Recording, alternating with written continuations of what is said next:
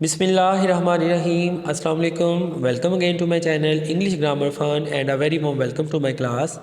आज का हमारा टॉपिक इंतहाई इंटरेस्टिंग है। ये आपको राइटिंग और ख़ास तौर पे पैराग्राफ राइटिंग के बारे में हेल्प आउट करेगा।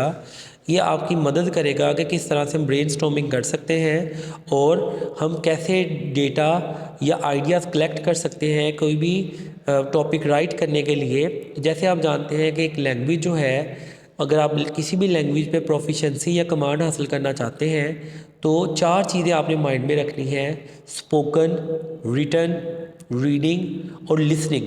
तो जब आइट्स का टेस्ट आप देते हैं तो उनमें भी ये चारों चीज़ें होती हैं। तो राइटिंग जो है ये एक फ़न है, ये एक आर्ट है। इसके लिए अगर आपको चीज़ों का पता होगा तो आप खुद से लिख सकते हैं। आज का लेक्चर उन बच्चों के लिए भी बहुत मुफीद है कि जो कहते हैं कि हमने फ्यूचर में राइटर बनना है, या उन पेरेंट्स के लिए बड़ा मुफीद है कि जिन्हें समझ नहीं आती कि हम अपने बच्चों के साथ कैसी एक्टिविटीज़ करें कि उनको इन्वॉल्व कर सकें। तो आज का लेक्चर मेरी तरफ से उनके लिए तोहफ़ा है, उनको आइडियाज़ देने के लिए। इसमें हम बेसिकली देखेंगे कि हम पैराग्राफ राइटिंग कैसे करते हैं।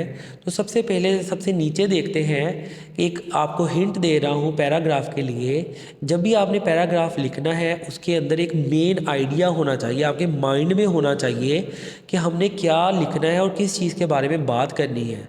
और इसमें टॉपिक सेंटेंस होता है। हैज़र्ड नहीं कुछ भी लिखना है। हैज़र्ड से मुराद ये बेतुका था नहीं कुछ भी लिखना। सीएसएस में सबसे ज़्यादा जानलेवा जो है वो इंग्लिश ऐसे राइटिंग ही है। बच्चों को पता ही नहीं है कि लिखना कैसे है। आपका आइडिया जो है वो कोहेरेंट होना चाहिए, उसमें कोहेरेंस होना चाहिए, एक आइडिया दूसरे से कनेक्टेड होना चाहिए, कोहिजन होनी चाहिए। तो अब राइटिंग के बारे में आज मैं आपको टिप्स दूंगा।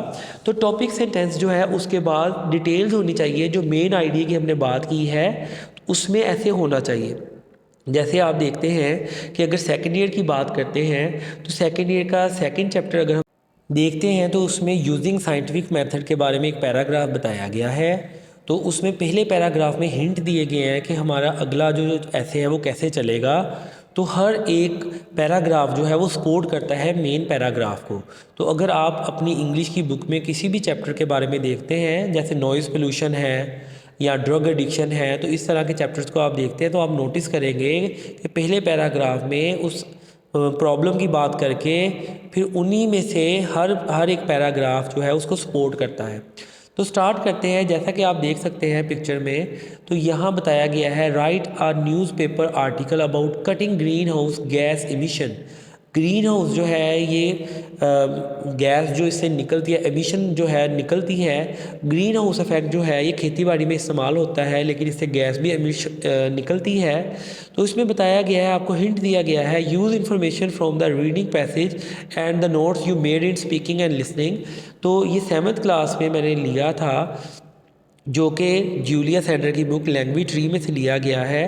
तो अगर आप देख सकते हैं उसमें से पहले एक एक्टिविटी की गई है, उसको ये सपोर्ट कर रहा है।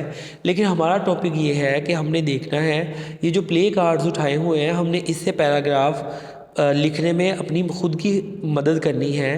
तो सबसे पहले आपने ये देखना है कि आपने कैची सी हेडलाइन बनानी है। कैची एडजेक्टिव है और हेडलाइन जो है ये नाउन है कि यानी सबसे पहले आपने ऐसी लाइन लिखनी है कि जो रीडर को इस चीज़ पे फोर्स करे कि वो आपका पैराग्राफ पढ़े, रीड करे।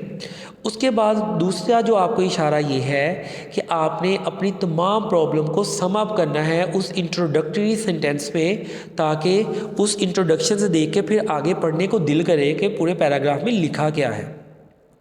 फिर थर्ड पे ये बताया गया है, सबसे पहले तो आपको ये पता होना चाहिए ग्रीन हाउस गैसेज होती क्या हैं।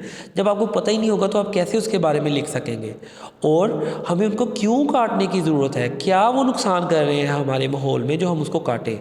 थर्ड जो है, आपने ये देखना है कि हम किस तरह से इन गैसेज को काट सकते हैं।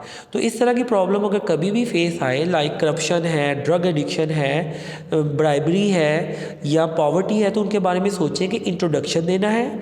उसके बाद हमने देखना है कि सोसाइटी पे क्या उसके इफ़ेक्ट्स हैं, फिर हमने देखना है कि हम उसको कैसे कट डाउन कर सकते हैं, सोल्यूशन क्या है, मीडिया क्या उसमें किरदार अदा कर सकता है, पब्लिक क्या कर सकती है, गवर्नमेंट क्या कर सकती है। जैसा कि हम लेफ़्ट से स्टार्ट करते हैं, री यूज़ एंड रीसाइकल। चीज़ों को हमें री यूज़ करना चाहिए, रिसाइकल करना चाहिए, हमें वॉक करनी चाहिए, हमें ड्राइव नहीं करना चाहिए, इससे आलूदगी होती है। हमें एयर कंडीशनर्स को ऑफ़ करना चाहिए क्योंकि क्लोरोफ्लोरोकार्बन इससे निकलती है। हमें ज़्यादा प्लांट्स लगाने चाहिए। तो मैं उम्मीद करता हूँ कि पैराग्राफ राइटिंग में आपको आज इंसाइट मिली होगी। इंशाल्लाह एक नए टॉपिक के साथ हाजिर होंगे। अल्लाह हाफिज़।